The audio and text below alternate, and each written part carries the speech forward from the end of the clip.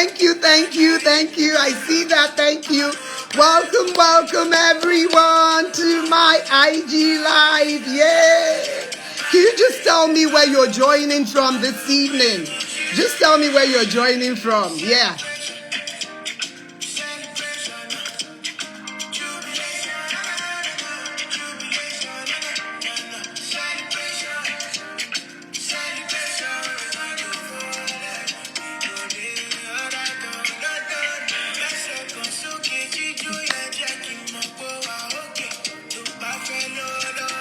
Okay, I see you guys. I see you, Chigoze. I see you, Nurse Angie Jaja. I see you, Bumi 2209. I see you guys. Oh, I see you, Mrs. Oloketui. I see you. Hello, hello, hello. I see Onyx PZ. Hello, hello, hello. Okay, I am waiting for my guest and then we will start. Okay. How are we doing this evening? Can you please tell me where you're joining from? Can you tell me where you're joining from, please? Heidi, where are we joining from this evening? Where are we joining from? Okay. Hello, hello, hello. Lagos, all right. Oh, Coach Yemisi Peters, hi. Hello, hello. Thank you for joining. Bumi 2009, thank you for joining. Ogo Okeke, thank you for joining. And I see someone called Fela Durotoye just joined us. Thank you for joining. Okay, hello, hello, hello, Hey, guys. good evening, good evening, good Tonight evening. we're going to have a jolly good conversation because I have a very, very, very special guest in the house tonight. I told him I won't read his profile. His profile is too long. But before we read his profile, we're going to dance to this song because we're celebrating. Yeah. Okay, so let's go.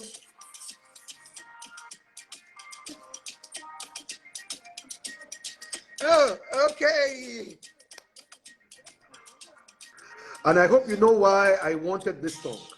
Okay, why did you want this song? Because this song is actually by your request. This song is my personal request Okay. to celebrate the super achieving woman of the year, peak performer woman of the year, Let's go. in the person of Yay. Coach Bola Matel Oko, the super achieving Oh, peak thank performer you. of the year, woman of the year, Thank you. 2023. So Thank we you. celebrate you, we honor you, Thank God you. bless you, and I Thank join the you. world in celebrating you in who you are. And we haven't even started yet because We haven't started.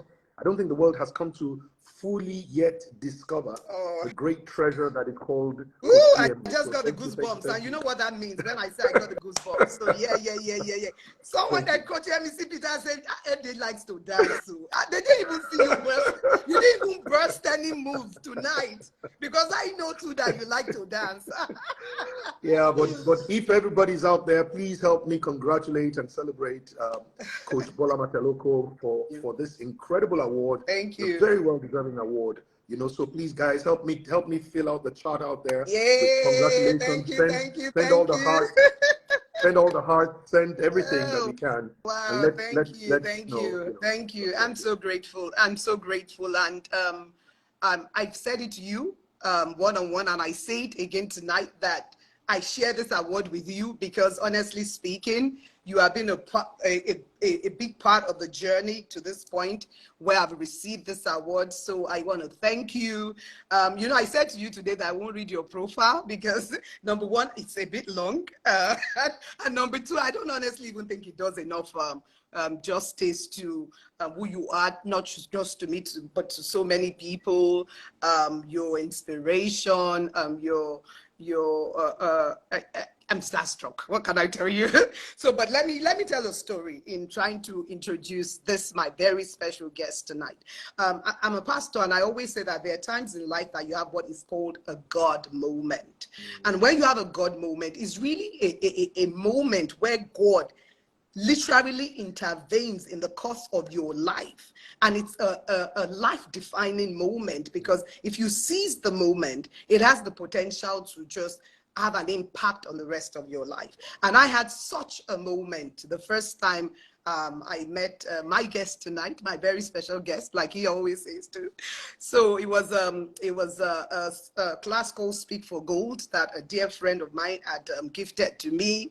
And honestly, that first day, I was like, okay, yes, you caught my attention that day. And, honestly, it's been a great journey. The last 2 years I've been privileged to work with you as a coach, as a mentor, and you are super dad. You're married to the one and only Tara, Fela Durotoye of the house of Tara, my own very dear sister. And so I almost at this point feel like we're family. So it is my great pleasure to welcome my coach, mentor, brother, friend, tonight. Twinny, And tonight Twinny, you haven't said Twinny. You haven't said Twinny. That's the one I'm waiting for. Oh, Tweenie, my Tweenie. Yes, my Tweenie. My Tweenie, yes. I found out when I was 52 years old that I was a twin, so yes. So my Tweenie is with me tonight. And you will see, because I feel like we kind of just really think, the same. And so, yes, my Tweenie, the right side of my brain. Okay, so tonight, what are we talking about? We are talking about the power of authentic leadership, unleashing your true potential. But before we get into that discussion, I just want you to make some opening remarks, just say a few words, and then we can get into our discussion tonight. Well, and please, if you're listening, invite somebody to join. Don't yes, be indeed. selfish. Yes, indeed. I think that Yes. first and foremost, it's an honor to be on your platform, Coach BMO. I am so proud of you. I'm so proud of not only what you've been doing over the last 2 years, but just seeing the kind of ethic, your work ethic, your personal values play out in the course of who you are and all you do. I just want you to know that if there was someone who could host a platform speaking about authentic leadership, you are, because I have seen you as an authentic leader, and I know one when I see one, and so I would say to you that thank you for all you've done. Thank you for what you're doing for women, especially in sharing the core essence of yourself, which is your core values, which are around leadership and excellence. And everything about living an excellent life. I am the excellent life queen, after all. Yes, indeed. I keep saying it. I say to people, it's the one thing that defines who you are. It's the thing that permeates everything you do. And even when I had the privilege of writing the foreword to your book, it was one of the most important things that I said. I said, listen, because if there was one person that you could want to truly learn excellence from, and this is just me seeing you in different versions of you, off stage, off script. When I came to the US, in 2021, I think it was. Yes, 2021. And we had a gathering in Boston, and you came there, and you're consistent. And that's part of the things that we're going to be talking about today. Absolutely. So that's one of the core things. So I wanted to say thank you for inviting me. Thank you for being who you are. And more importantly, just look, guys, if you know anyone who should be on this platform, and I'll tell you the reason why. Because we have come into a time when, I would say this way, some people call it the post-truth era, but really what it is that we've come into a time when people don't know who to trust and what to trust. And when you think about it, with all the fake news, and now it's not just fake pictures, we're actually seeing AI generated images. The world doesn't even know what is real and what's not. And every time something becomes scarce, it becomes more valuable. I want you to remember that. Yes. Every time the truth becomes scarce, truth becomes more valuable. Every time trust becomes scarce, trust becomes more valuable. Every time authenticity becomes scarce, authenticity becomes more valuable. So I want you to realize that in this world where it seems like there's a lot of fake this, fake that, right? It means that those who are authentic are more valuable at times like this. So guys, listen to me, please. Get somebody connected, get someone you love, someone you care about, someone who's your friend, your sibling, your spouse. Just bring them in at this time. Tell them you need to hear this. Oh, wow. Thank you, Coach Tweenie. So tonight we are talking about authentic leadership. Oh, yeah. And my question to you, my first question actually, is what is authentic leadership? I mean, thank you for your vote of confidence in validating me as an authentic leader. But I just want us to have a conversation around that for those who are listening. When we talk about authentic leadership, what exactly are we talking about? So yes. I think that leadership, like they say, leadership can best be caught, not even taught. So the best way for me to share authentic leadership in a way that someone can get it is by sharing a story, or maybe 3 stories, quick ones. And you But the love first story, to tell stories, Sha. and I love to tell stories, right? The first story really is a story that was said, and if you read the biography of Gandhi, you would find it also in that story. And basically, it speaks to a time in Mahatma Gandhi's life where his sister, his only sister, had come to speak to him and ask of him a very special favor. And what was the favor? The favor was that she wanted her brother, who is Mahatma Gandhi, to speak to her son about his eating of sugar. She felt like the boy was eating too much sugar, was putting on too much weight, and that, she wanted Mahatma Gandhi to speak to him because the boy really looks up to Mahatma Gandhi. And because of that kind of role modeling relationship that he had with Mahatma Gandhi, whatever Mahatma Gandhi told him to do, she was sure that the boy would do it.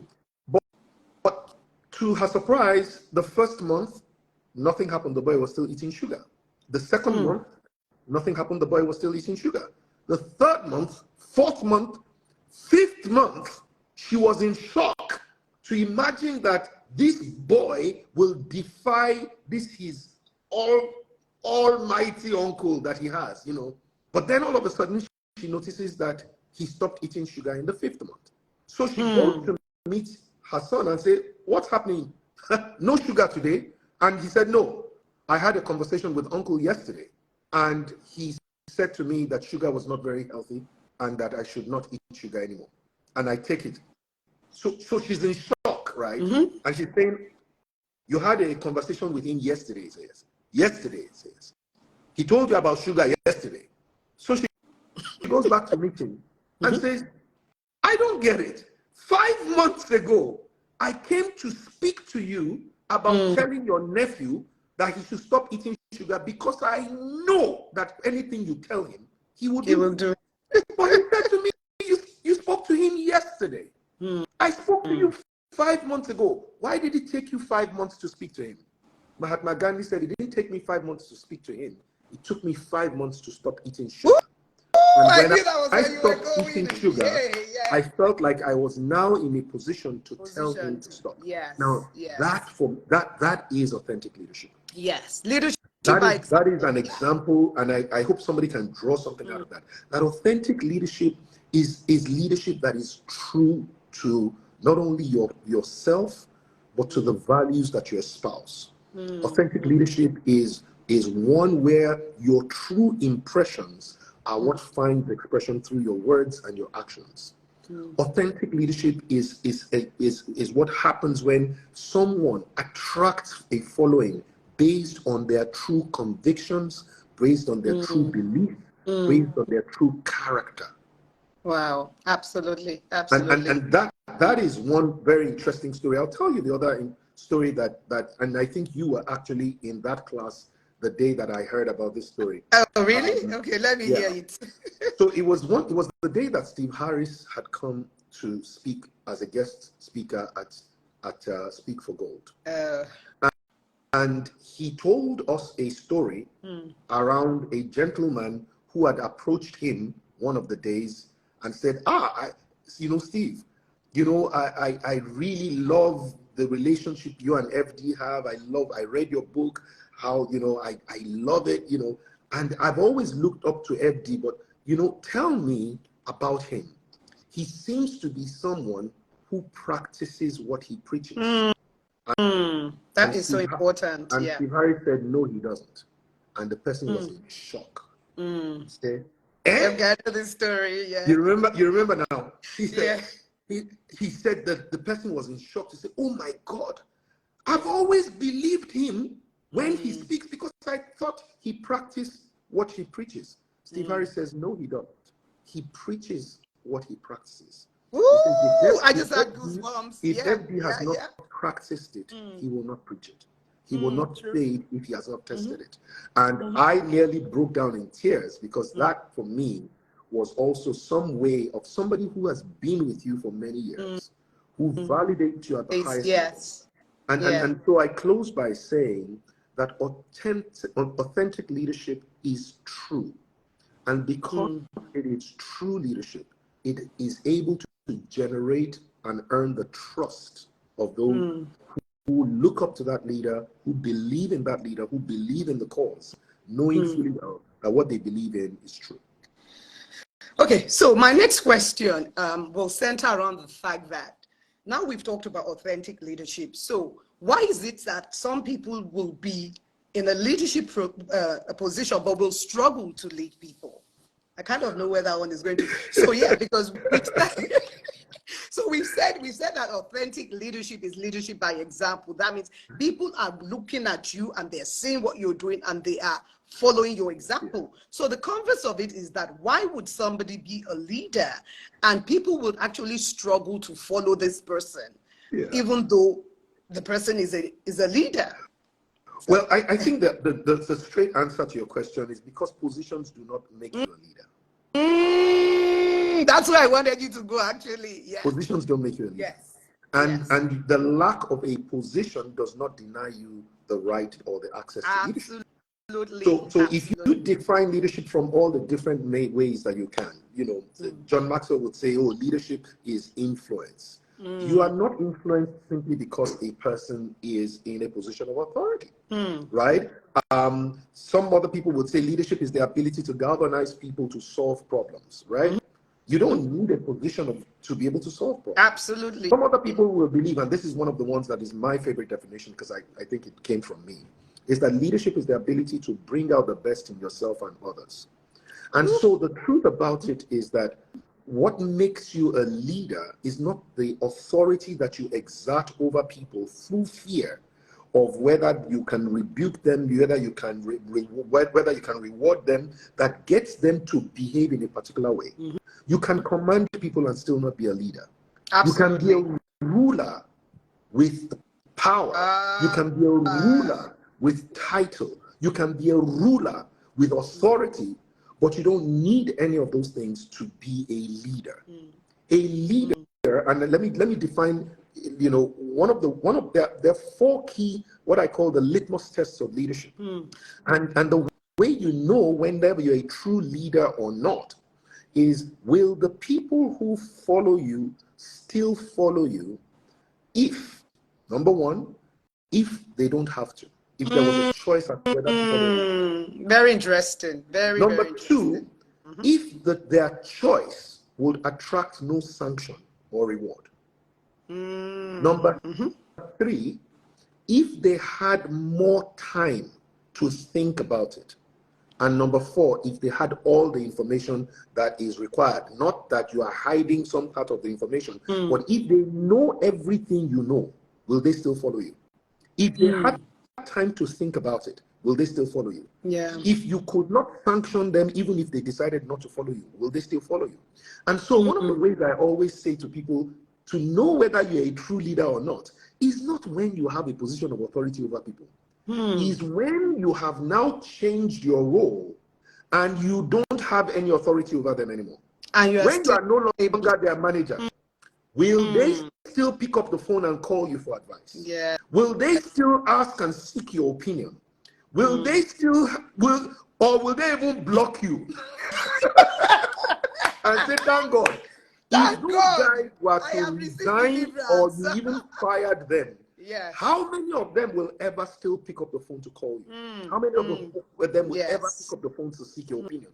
How many of them will ever still try to be like you? All right?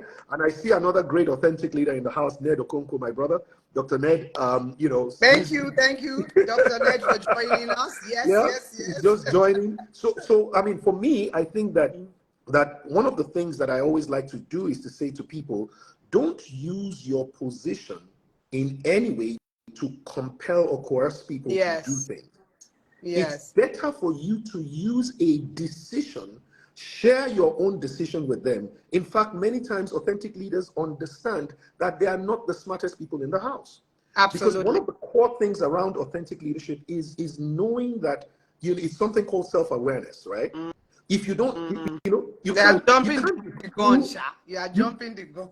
You cannot be true to yourself until you know who you are. If I don't know who I am, how can I be true to who I am? Absolutely. So I think it's the most important thing I wanted to just drop there is that a lot of people struggle. There's something, I know you teach a class on inspirational leadership, which is, the highest level of leadership I think anybody can aspire to. And I know that one of the things you say in that class is that a good leader or an inspirational leader is someone who lives their lives in such a way that produces a result that now creates a desire in those watching them to want to live that same lifestyle because they have seen the results that lifestyle produces. And so many times, if when we're talking about authentic leadership, you really cannot be an authentic leader if you're not living a life that is making people look at you and say, oh my God, I want to be like this person. I want to be able to achieve the kind of results that this person is achieving. So I want us to kind of, I know you've talked about positional leader.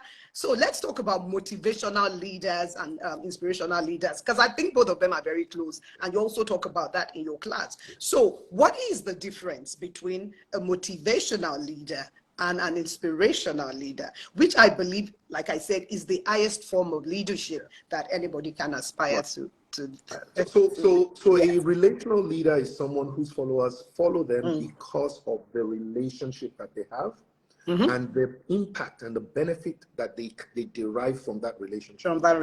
Many times, whilst the positional leader can be called a manager, a relational manager is like a relational leader is usually called a mentor. And so, a lot of people say things like, oh, you are my mentor, you've been my mentor for the last, well, no, it's not possible. If I have been your mentor, I will know that I'm mentoring you, and you will know the relationship is usually quite formalized. All right, that's the essence of mentorship, and that's a motivational leader, someone whose words motivate you to action, whose words guide you to becoming, to taking decisions that will produce the results and all of that. So that's who a motivational leader is a mentor. But then the highest level is an inspirational leader. Now, before I go to that, let me say that a lot of mentors don't have any position of authority over their, I remember one day that a gentleman came to meet me and said to me, FD, my dad said I should, but I've said to myself, anyways, whatever FD tells me to do, that I'm going to do. I say, yeah, but truth be told, his dad is a positional leader. He had not necessarily risen to the level of mentor. He was a commander, but he wasn't a counselor. He was a commander, but he wasn't a coach. You see, and a lot of people in parenting still stay at that level of the commander-in-chief. And one of the ways you will know when you need to change gear from being a commander to a counselor or a coach to a mentor to your children is when you start having to raise your voice. We talked about this. Once you notice that you are having to shout to get things done, it means that your words are losing power. You need to change. It is when, it's like when somebody is driving a car, a manual car, and you are driving in gear 1, and there's a point in time when you are pressing on the accelerator, and the car is just making noise. It's not going anywhere. It's not going anywhere. So you got to be able to do that. So my point is to say it is possible to be a mentor but not be a manager. But you can imagine what happens when you're a manager and a mentor. Let's go to the highest level. The highest level is inspirational leadership. That is the level at which you are not a manager, or you don't necessarily have to be. You may not even be a mentor, but you are a role model. And here is the point where people love your results and your lifestyle so much that they begin to emulate you without you even knowing them. Yes. I always tell the story of how David Beckham in, I think it was 2002 Olympics or what, went and caught in South Korea and caught what was now later known as The what's Mohawk. the Is it the Mohawk. Mohawk? But Yes, yeah, the but Mohawk. before it was called the Mohawk, David Beckham caught that style, and within 24 hours, 8,500 South Koreans had gone to cut their hair in the same way. Now, David Beckham never told them to. He doesn't have a relationship with them. He's not their mentor, but he's a model to them. They love the way he scores his free kicks. They love the way he bends it like Beckham. They love the way. So you understand? So they just want to be like him, and that's the highest level of leadership. Let me now say it this way: an authentic leader is an inspirational leader who inspires by the values that they profess, who inspires by the true vision that they carry. So it is with an authentic leader, the people trust them because they desire their results, but they also know how the pathway that they achieve to get there. There are a lot of people that have the results that we want today, but if we choose to follow them, we will end up in the ditch. That is actually quite interesting, because and that's not an authentic leader. An authentic leader is not just the person who can show us the results. An authentic leader can show us the process that produced the results. And it's not only showing us the process, it's a process that will inspire you, because there are processes that will not inspire you. Absolutely. There are processes that you don't want to be any part of. Absolutely. So when we talk about inspirational leaders, which you are, by the way, you said I'm an authentic leader. You're an inspirational leader, because I really honestly don't know how many people that have said to me in the last 2 years, oh my God, SRFD is so inspirational. And I feel that you cannot be an inspirational leader without being authentic, because when you're leading people, if no matter how hard you try, at some point people will see through you. They will be able to see. And this is the other thing I want us to go to now, is motivation a big part of being an authentic leader? Because I find that at times people are leading and they're not authentic because they don't have the right motivation for leading. So what role, what part, if any, does motivation have in being an authentic leader? All right. So let's talk about motivation. So motive. The word motivation comes from the root word motive, and motive itself means the reason. The reason for something. So when you hear of a person who is a motivational leader or a motivational speaker, it's not just somebody who tells you what to do. It's somebody who helps you to focus on the why you should do it. Why you should do it. Right. And so most of the time, authentic leaders are motivational because they don't just want to give you instruction. They want you to understand, where should we go and why should we go there? What must we change and why should we change it? What must you be and why should you be that? You're coming to the office. Why are you coming here? Why are we gathered here? Why are we serving our customer? Why are we in business? So the word why, meaning pointing to the direction of purpose, is a very big part of an authentic leader. Because the authentic leader recognizes that I don't know how to do everything that I want us to do. But if I can get all of us to know why we need to do it, then we would all have the same kind of commitment that becomes what it is. So one of the things I say about authentic vision casting is that you will know when you have cast a vision when the people that see the vision no longer call it your vision. Okay, let me, I want to divert. I want to digress for a bit, talking about motivation or the why. Because on Father's Day, I preached a sermon in my church on Father's Day, and I was talking about how, honestly, if I was to raise my children now, I would do it a lot different. Because one of the things that we say to children, just following from what we're just talking about, is that we ask them to do things and they ask us why, and we say, because I said so. And I said to them, I said, that is a very bad answer, because, and that's why a lot of our children, they do things, maybe they do it for a while and then they don't do it because they don't really understand why they are doing it. And as a parent, as a leader, we must be able to explain to them why they must do the things they do. Because when they understand the reason why they must do it, then they are motivated to keep doing it, even when we stop telling them to do it. Absolutely. And I And it's yeah.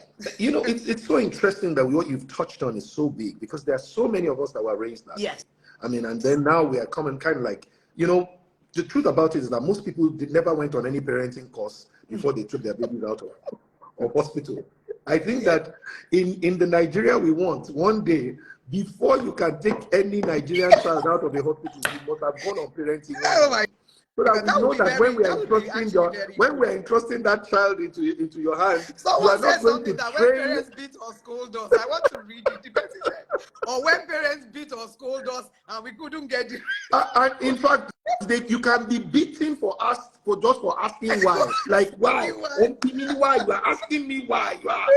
Hey, you know, and then so what most parents don't realize was that the instruction in the scriptures was to train up a child, not your child. We can go into that. God has no grandchildren. The children that came through your loins and your womb are not your children. They are God's children. Just like God is your heavenly father, God is their heavenly father too. Absolutely. So God has no grandchildren. The first thing you need to understand is that they are God's children. Number two, you are supposed to train up that person in a way the person will not need to depart from when they are old. In other words, you are not supposed to train a child as a child. You are supposed to train a child as a leader. So that when the child now becomes old and on their own, they have all the tools they need from the training to take the best decisions that will help them succeed and will help them to create success for the next generation. And why is an important part of that. So please, for as everybody that is listening to me, please, even if your children are not asking you why, ask them to ask you why. Yes, because I remember you said something that really resonated with me, talking about, you know, the way we kind of raise children. And you said that we are not raising robots, we are raising leaders. We are. You know, because at times when we do not explain the why, we don't give our children the opportunity to voice their opinions. We're not raising. We're not raising leaders. And you're seeing that, you know, you're seeing what happens when you don't raise your children to be free. You're seeing that in what happens when they become free. So when they have not been raised in freedom, when they now have freedom, it gets to their head. When they have left home, when they no longer have to report to you, when you are no longer the one giving them their allowance. And for many people, especially who are living in Nigeria, many of the children from secondary school and many times now university are going off into a different country. And many people are getting, the children are getting to, whether it's Canada, US, or any of those places, and the first thing their children is doing, they're cutting them off. They are blocking their number, right? They are not picking up. And then you hear people that are shouting and saying, hey, this child that is not picking up my number. And the question is, hey, did you raise a child that wanted to come and gist with you? Because if you had raised a child that loved and enjoyed gisting with you, when that child now has a phone and is far away, they still will want to call you. But if you have raised a child that every time you come, the child runs to their room to go and make sure that they are pretending to do something because they know that that's what you want. You are raising inauthentic people, and when they grow up, they will become inauthentic leaders. You are raising children that have to pretend. And you should let your children know you never have to pretend with me. You've got me in your corner. Trust me, I am for you. You have to be able to reassure your children that their mistakes will not always land them in trouble. That's one of the things that I always say to people is, please do not punish on first occurrence. Always use first occurrence as a learning and agree. So we learn and we agree. The first time that any of my children, my staff, no, you can never get sanctioned, because it is for me an opportunity to highlight What is it that you need to learn from here? And why is it important? Now, once you understand that, then we can now go to the next level, which is consequence, which means what will happen next time that you do it. And the minute I usually have to tell them, you tell me what you want to happen. And my children will say, oh, okay, if I do this, Dad, then I would kneel down and raise my hands for 20 minutes. I'm like, 20 minutes is a long time.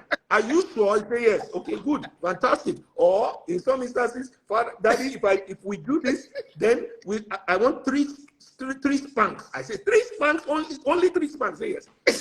Then they now do it again. And then I said, well, what was it that we agreed the last time? He said, Daddy, please. I said, no. Don't say, Daddy, please. What you are asking me to do, you are asking me to break my word. You and I had an agreement. You broke your agreement. How can you expect me to break my own? No, I'm a person of integrity. We agreed to 3 strikes. It must be 3 strikes. Do you understand? They say yes. Okay, come on, give me your back. Oh, wow, I love that. You know, and then you do that, and then after the time you're done, you now bring them back and say, so tell me, what did you learn? And every time, my kids were still talking about it. I mean, so the eldest one is 21, and then there's 20, and then there's 18.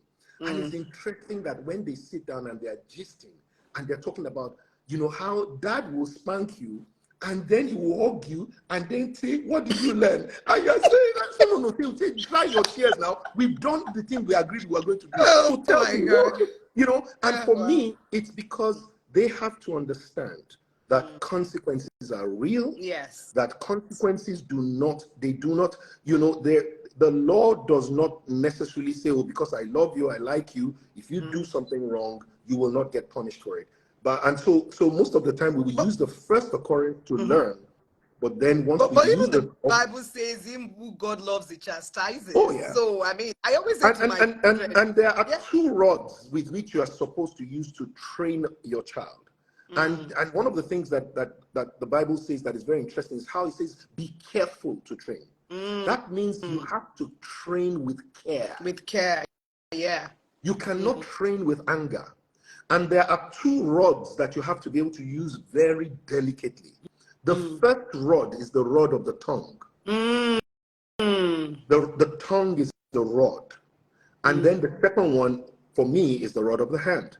I never used sticks to strike my kids because I wanted to feel the pain they were feeling for the thing that they had done. And I used to say to them, I will share your pain. You feel it with your hand? Oh, always. And I never strike them anywhere beyond the butt. Because I say to them, this is the place where you have to rest to learn. Wisdom is in a sitting position. So when I tap you, then you have to sit down and think about it, right? So I never hit the child on the head. The head is too sensitive. The head is your leadership. I will never strike your leadership. FD, you know, I didn't intend to go this way, but I think God wanted us to go this way. I'm reading all these responses, and I feel like God really wanted us to go in this direction because I've been reading the comments, and yeah, because, you know, because the truth is that we're talking about leadership, but we raise leaders from 3-4-year-old children. Absolutely. We are raising leaders. The first leadership institute should be your home. Absolutely. Yeah. Your home should be an institution for raising leaders. That's what your home is. And so this is the thing I really disagree with Yorubas when they say Ile-eko, Ile-oko, Ile-eko. And I've said it, it's not Ile-oko that is Ile-eko, it's Ile-wa. So my father used a malatoni stick. Yes.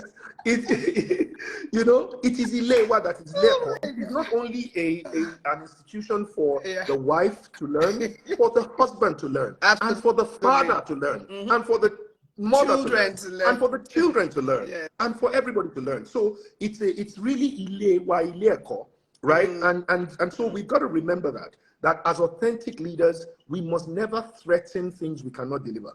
I remember when I used to say to my wife, stop saying that I will flush you down the toilet. You cannot flush them because they cannot fit into the toilet. And one day, you say that. You say, if you do that, I will flush you down the toilet.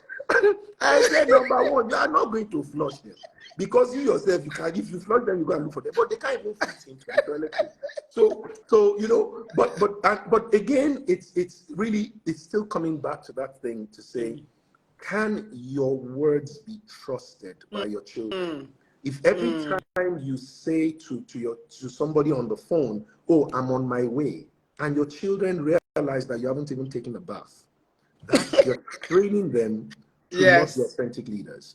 Every time you and your wife are fighting, or you and your husband are fighting in the car, and then you guys come down in church or wherever it is, and then you smile, your children are watching and saying, this is not real. This is not real. Every time you stand on a podium and you are able to espouse things that your children know that wasn't what happened, your children will not believe in you. So a lot of people who talk about how, for instance, and this happens a lot, where pastors' children actually decide that they are no longer, they're not going in the direction of their faith, that they are, and people wonder why. And I think it was John Bevere and Lisa Bevere who were asked that question, why do you think that a lot of pastors' children do not go in and follow in the footsteps of their parents? And they said, because most of the time, or many of the times, in those situations, it means that who the person was on stage and who they were at home were not the same. Different people. Authentic Absolutely. leadership is, listen to this, I hope this is very important to someone. Authentic leadership is an alignment between what it is and what it seems. Ooh, word. Please, can somebody type that? Empty, can you say that again? Please, can someone just put that in the box for me? Is an alignment between what it is and what it seems. So that what it seems on the outside is what it is on the inside. If there's no mask, there's no pretense, authentic leadership is true. Yes. And because authentic leadership understands that I'm not trying to raise imitations of myself. Authentic leadership does not ask the other people to not just do as I do, but more importantly, to do as you think is right based on what it is that I have done. Can I say that again? Yes, you can. A lot of people, inauthentic leadership says, do as I say, not as I do. Authentic leadership is saying, don't just do as I do. Do as I have professed to you is the reason why I do. In other words, an authentic leader does not demand blind loyalty. An authentic leader says, be loyal to the cause, be loyal to the vision, be loyal to the purpose, be loyal to our values. I'll tell you a quick story, and I hope that this is something that somebody will take in the right way, because it happened to be about me. Okay. So I went to speak at a leadership conference in Bielsa several years ago. And when I got to Yenagoa, one of the people who came to the place, there's a very honored commissioner of the government. And, or maybe, I don't know whether it was a serving commissioner or a former commissioner, any which way, he was a commissioner in Bielsa. And so apparently everybody knew him. He came to the place, and when I was done, they brought him to meet me at the holding center. And the gentleman said to me, I was really blessed by all the things that you taught, but do you know why I came? And I said, why? He said, I came to tell you that you are a real leader. Wow. I said, oh, okay. That was why I came. I didn't come to really listen. I really came to this conference to tell you that you're a leader. I said, thank you so much, sir. But can you explain to me? He said, let me tell you what happened. He said, a few years ago, we wanted to buy your book, 17 Secrets of High-Flying Students, because we heard that the book was doing very well. He said, then we didn't have the money in the state government, so we reached out to one of the regional commissions. I will not say which one it is, for lack of just, regional commissions, right? I won't tell you whether it's Umpadek, and then NDDC or any of those. It was one of the regional commissions. He said, and so we told them that we wanted to buy this book and this number of thousands of copies that we wanted to buy, and we wanted them to pay for it because they had an education fund, which was supposed to be for the states. And so we reached out to them to say they should. And we were waiting for them to be able to bring and come and deliver the books to us. And then we called them to say, what's happening with Fela's books? And they said to us that, there was a problem. What is the problem? They said Fela's company has refused to inflate the contract to the price that they want to buy it. Wow. So the book was being sold for 2,500. And that commission wanted to pay 8,000 copies per book. 8,000 naira, you mean? 8,000 naira per And book. And the book was being sold for 2,500. Right? They even offered us that they would actually pay us 4,000 naira if we would invoice it for 8,000 and for each copy. So we said, no, if you have the money, buy more copies. Exactly. We are in fact, for the 2,500, we are actually going to ship it to you for free. They said no, they didn't want it. They just wanted the man. Listen, this is where it gets interesting. The guy said, listen, you know what? I don't even want to deal with you. Let me deal with your boss. She said, the person, my staff, told the person, says, you don't have to call my boss. I tell you, I know what he will say because he was the one. I know his values. He will never, ever agree. The guy said, please get away. There's nobody that doesn't like money. He said, so they found a way to reach me. And then I said to the guy, I'm sorry, is this what you called me for? He said, yes. I said, how did you get my number? He said, what do you mean? I said, how on earth did you get my number to be able to call me, to ask me to inflate anything? I said, by the time I was done, the guy said, okay, I'm sorry. And then he calls the other man and says, you know, the staff was the one that had told us that the man will never agree.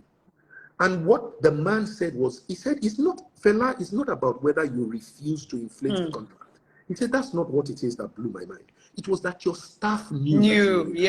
Yes. He said they could vouch for you. He said that was that your staff could vouch for you.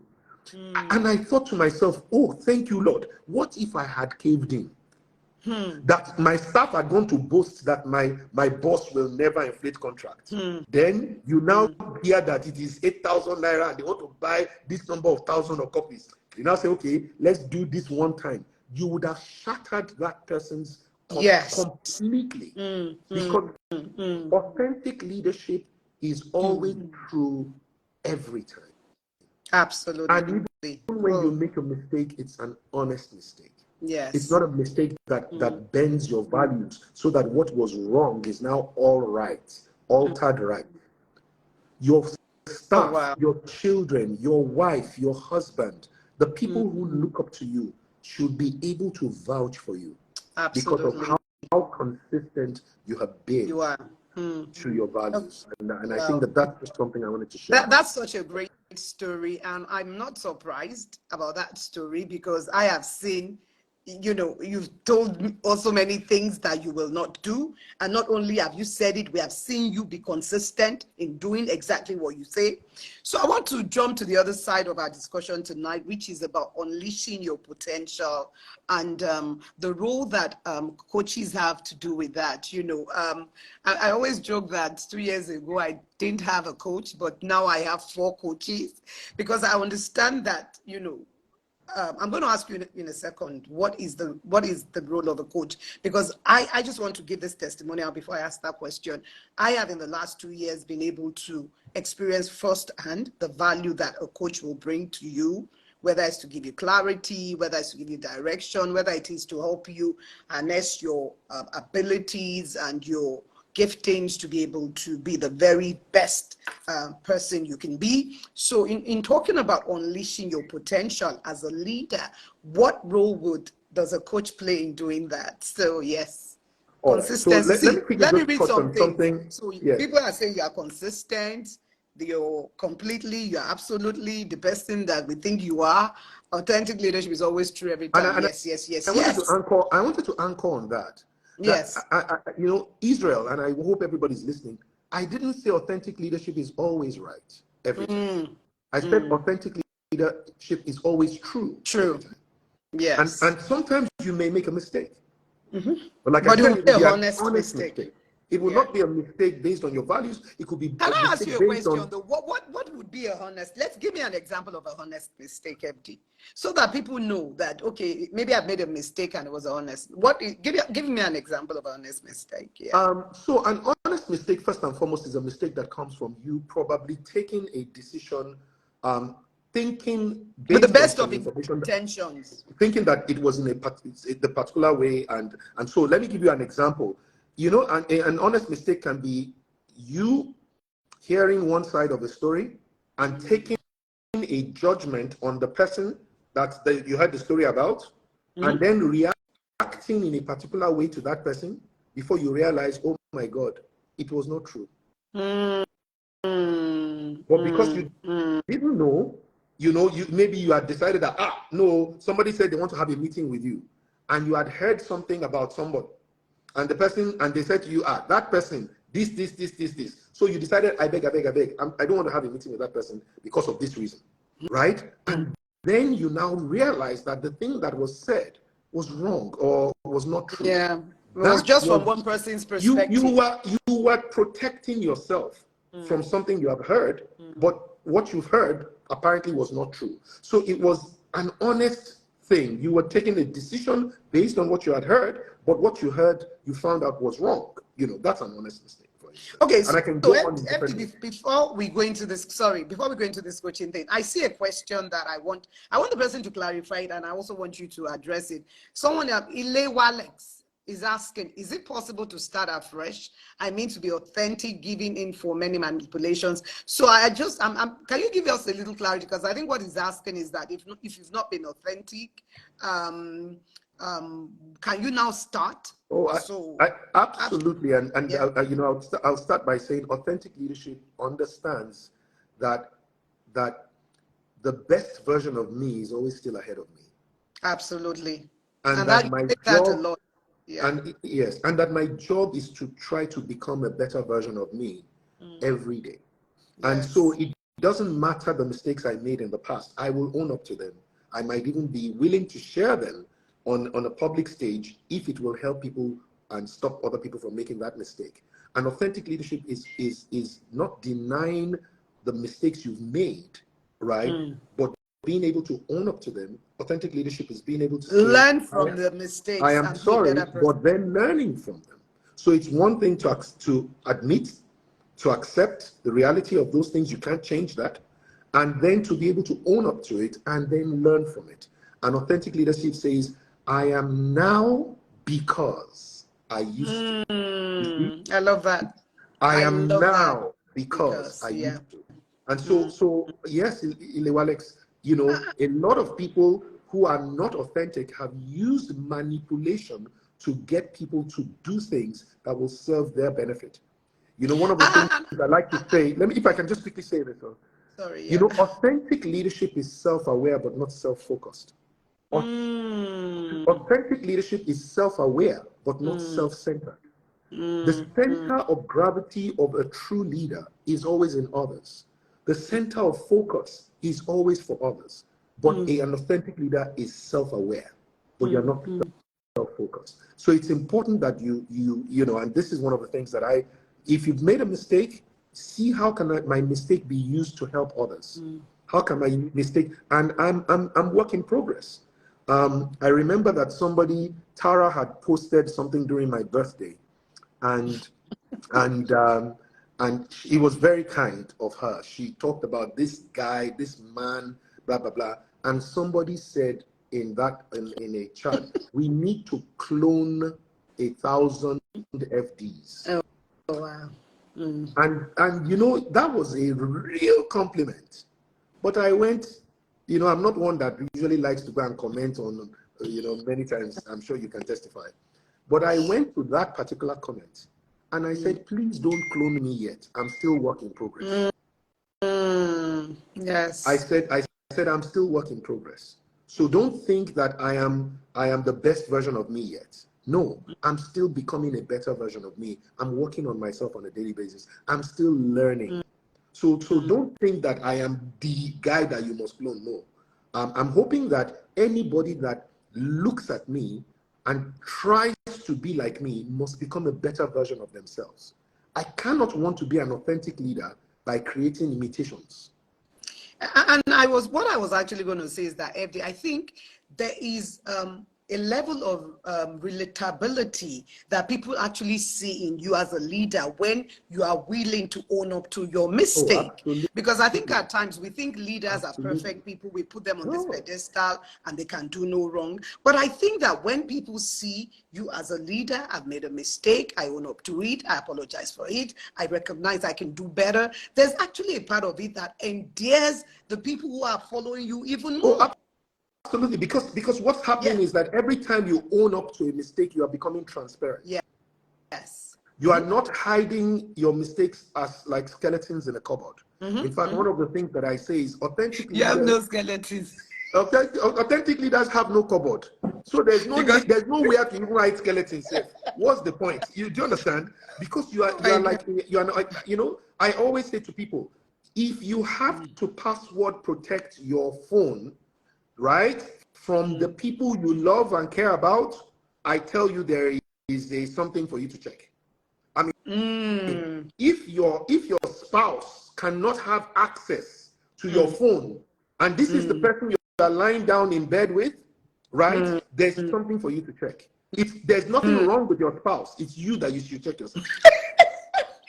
Because that means that you are receiving or sending messages that you don't want someone else to see. And that I tell people, my phone is not only accessed by Tara, it is mirrored on Simi's computer. So if you send me a message, my chief of staff reads it on her laptop. Now, why do I do that?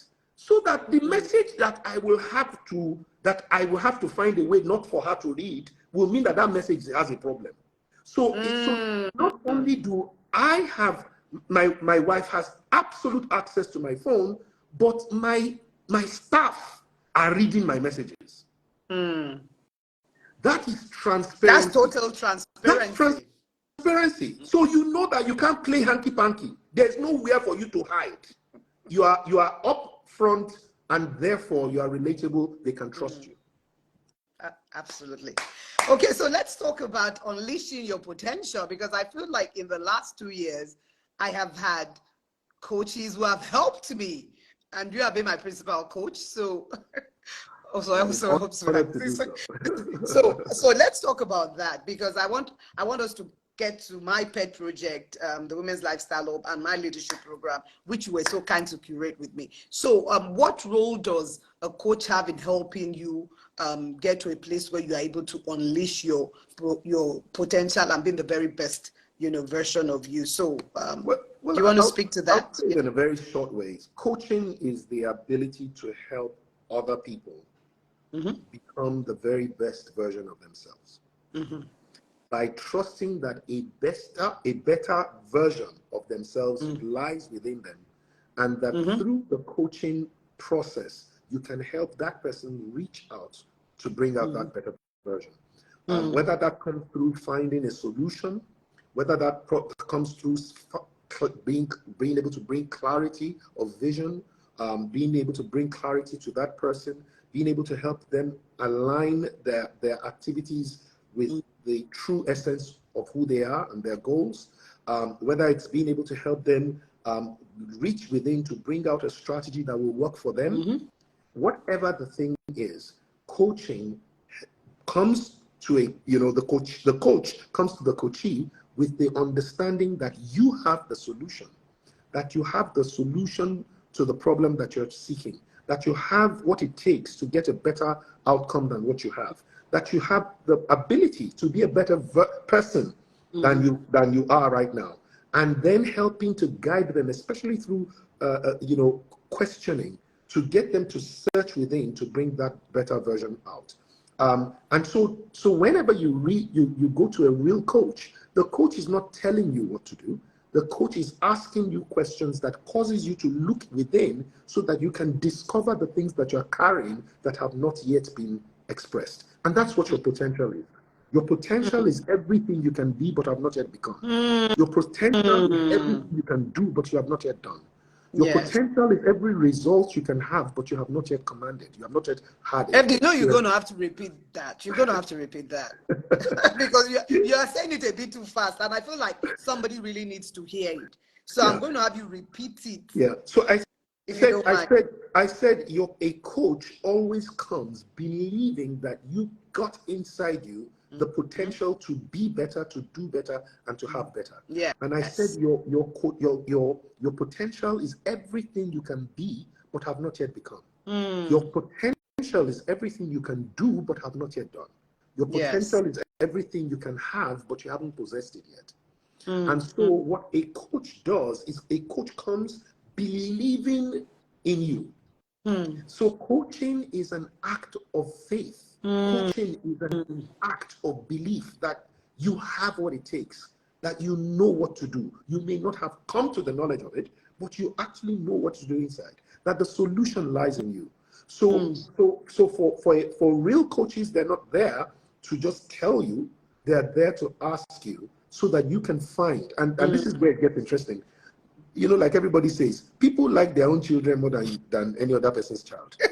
A real coach understands that people actually are more committed to their own ideas than to the ideas of the coach. Yes. Because if you do the telling, if you tell the coachee may do it or may not do it. But if you help the coachee find it, then the coachee they are more committed to it. They are more committed to it. And that's why, for instance, I didn't, when I appreciate every kind thing you've said to me about the journey, but I didn't help you find, I didn't tell you to do Women's Lifestyle Hub. That was your idea. That was always inside you. It was what you wanted. It was just that in the course of a coaching session, we were able to dig deep into you to find out what you felt was your true calling and what was authentic to your heart.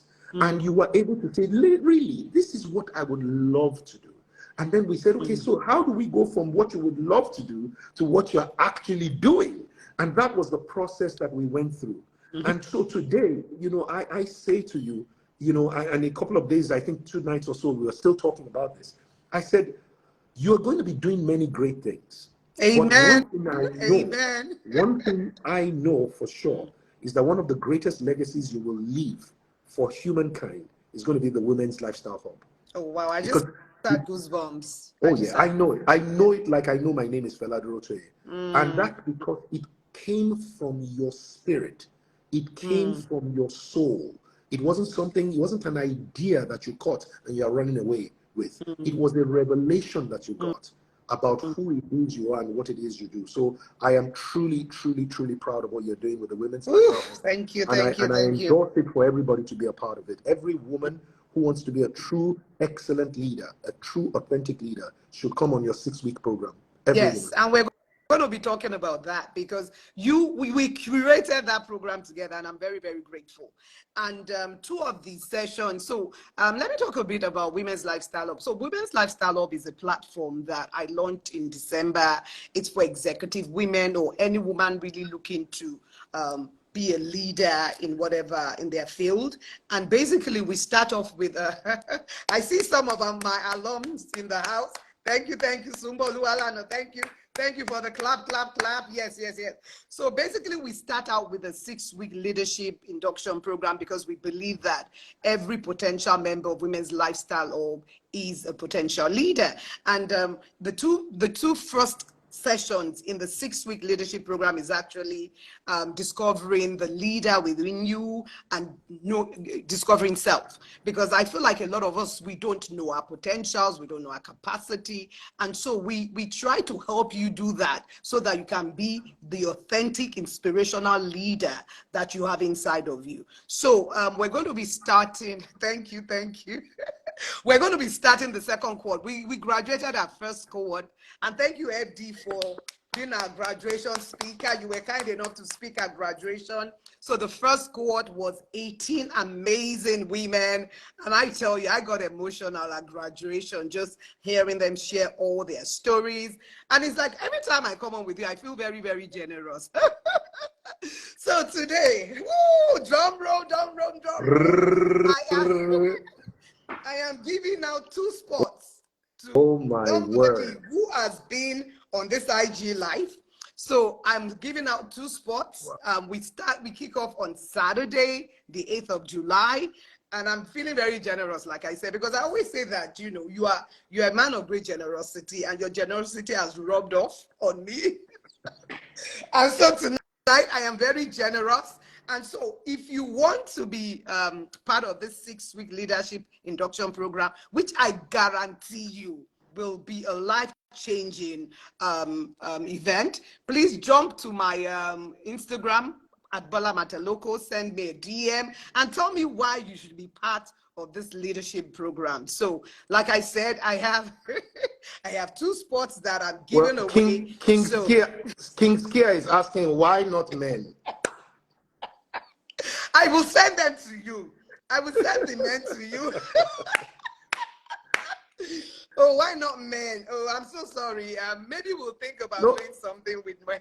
Because you believe you're sent. But the dollar said I want to be. So you got to jump into my DM, because tomorrow we're going to be giving out 2 spots, like I said. So please jump to my DM and tell me why you should be a part of it. Tell me a little bit about yourself. And if I find your story compelling enough, then you'll be part of these 2 people that I'm going to be gifting these 2 last spots. Literally, I have 2 last spots. And of course, you have to be following me. If you're not following me, don't even bother to jump into my DM. Amazing.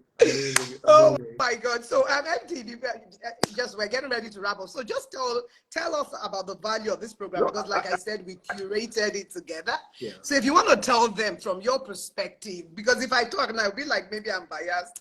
So well, I'm biased on your behalf, because so see, people are saying men unko, MD, I'm giving this man no. I'm going to send them to you.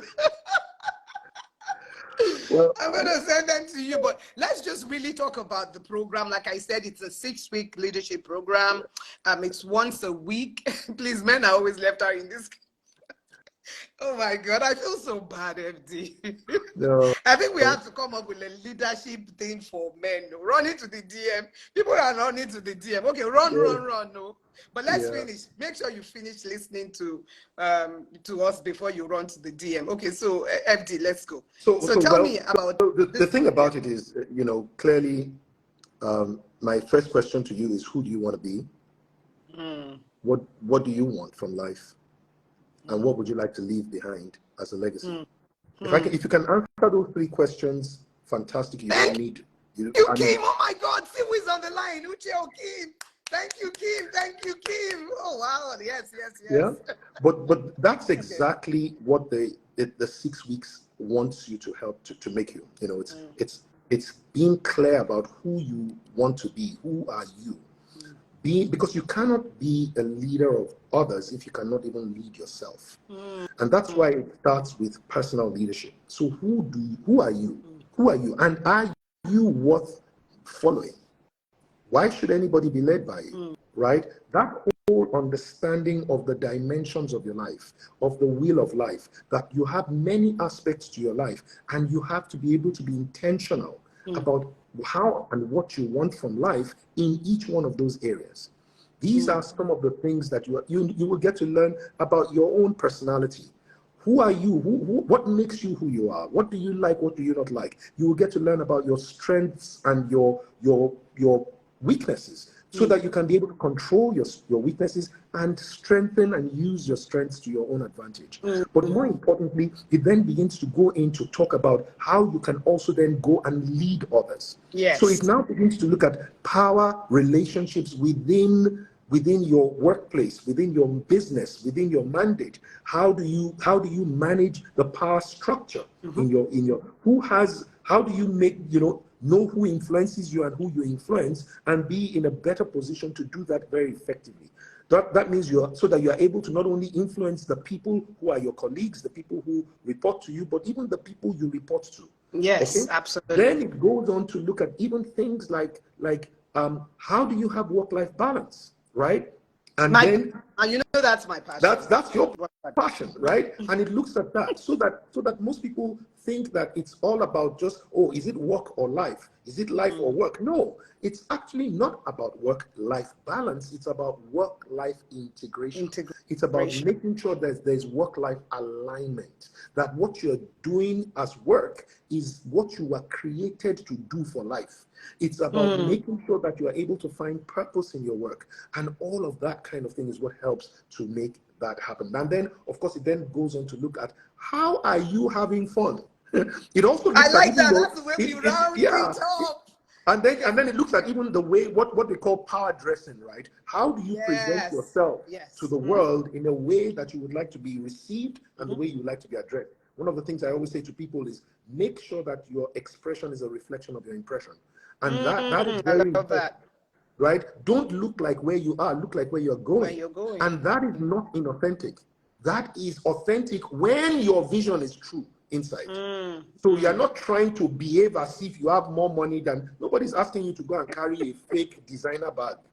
But we are Yes. saying whichever bag you are going to carry it with the knowledge of who you are Authentically. going to.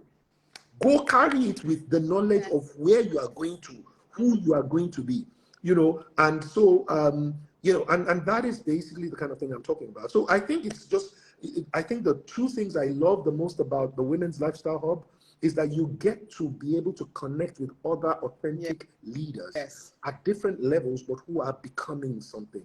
And so you're going to be introduced to people who will become best friends for life.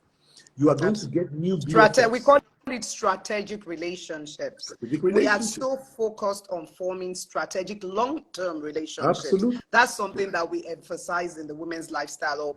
And from Absolutely. my first cohort, people have formed relationships that are for a lifetime, Absolutely.